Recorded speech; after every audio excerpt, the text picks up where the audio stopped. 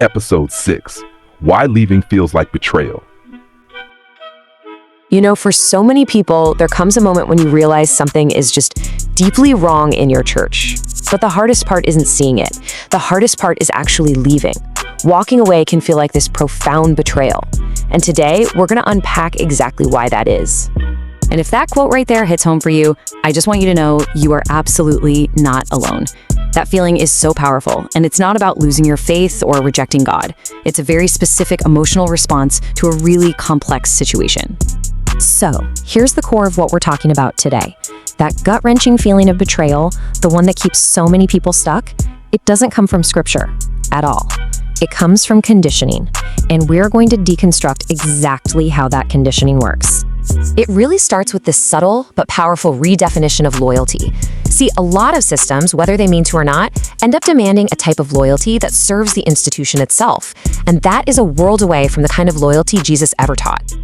And when you put them side by side, the contrast is, well, it's staggering. On one side, you've got the unspoken rules of the system. Stay no matter what. Protect the leaders. Just endure the harm. But then you look at what Jesus actually said to do. Follow truth, walk away from wolves, and get away from dead systems. And these weren't just, poetic suggestions. These were clear, actionable commands. Now, to really get why leaving feels so impossible, you have to grasp this one thing. For so many people, a church isn't just a place you go on Sundays. It becomes the entire fabric of your identity. It's a total environment. I mean, this is where the roots dig in so deep. All your friends are there. Your weekly routines revolve around it. The way you serve, your entire sense of purpose. It can all be completely interwoven with this one system. So leaving doesn't just feel like changing churches. No, it feels like losing your family, losing yourself, and losing your entire reason for being. And here's the part that's so hard to swallow. That feeling of loss, it's not an accident. It's a feature, not a bug. Any system that depends on loyalty to survive has to make the exit ramp incredibly painful. It's an intentional design, and it's there to keep people right where they are. So how do they build this? Well, if making the exit feel like a profound loss is the design, then guilt is the #1 tool. Let's take a look at the mechanics of what we could call the guilt loop. Just see if any of this sounds familiar. When you try to leave, suddenly you're met with all these accusations that are disguised as concern. You're abandoning your calling, you're hurting everybody, you must be bitter, or you're deceived. And of course, the classic final warning, you will regret this. I just want you to let that sink in for a second. None of that language, not a single one of those accusations, comes from Jesus. See, this language isn't about your spiritual health. It's about preserving the system. It serves 3 main functions. First, to silence your own conscience. Second, to serve as a warning to anyone else who might be thinking of questioning things. And most important of all, to protect the system from being exposed. Because truth never needs threats to survive. Okay, so we've looked at the system's rules. Let's completely shift gears now and look at the permission that you can find right there in Scripture.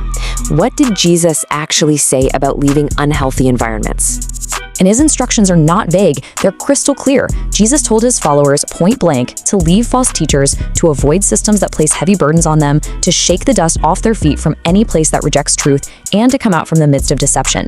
In this context, leaving isn't betrayal, it's actually obedience. And this isn't a new problem. There's a clear biblical precedent. The prophet Hosea calls it out directly. He says the failure wasn't with the people. It was with the leadership, the priests who refused knowledge. And because of their failure, it was the people who paid the price. Staying silent, that was the actual betrayal. Okay, this next part is so important. Long before your mind can even put words to what's wrong, your body often knows. That anxiety, that feeling of sickness, that dread, those are valid signals. That's your conscience trying to get your attention. I hear this from so many people. For some, the signal is purely physical. It's that unmistakable feeling of dread, of actually feeling sick to your stomach when it was time to go to church. Or maybe for you, it was this chronic anxiety that just hung over you, something you couldn't quite explain, and then, the moment you stepped away for good, it just vanished. And for so many, it all comes down to this simple, powerful feeling. The feeling of being able to finally take a full breath, maybe for the first time in years. I want you to hear this. That's not rebellion. That's your conscience reactivating. That is a return to alignment. So here's what's happening under the surface.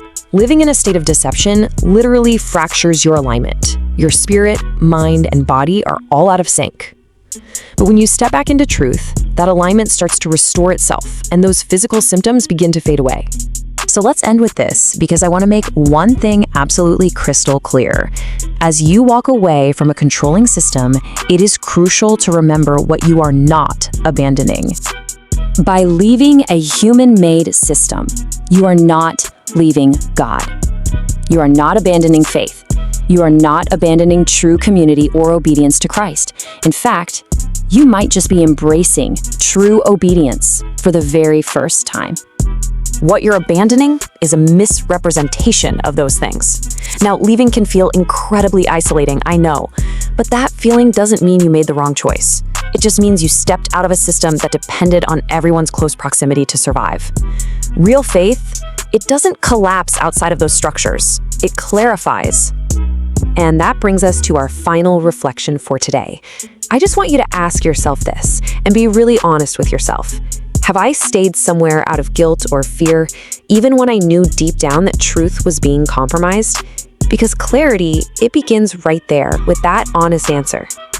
So what's a practical step forward from here? It's simple. First, please, give yourself permission to just rest. You do not need to rush to replace one system with another. And second, just sit with Jesus' words directly. Read them for yourself with no pressure. And remember this, healing is not disobedience. Welcome to Raw Revelation. This channel exists because Hosea 4:6 was not written to the world, it was written to the priests. My people are destroyed for lack of knowledge. We expose false doctrine, not to tear faith down, but to return it to the way Jesus actually taught. Here, we live by one rule.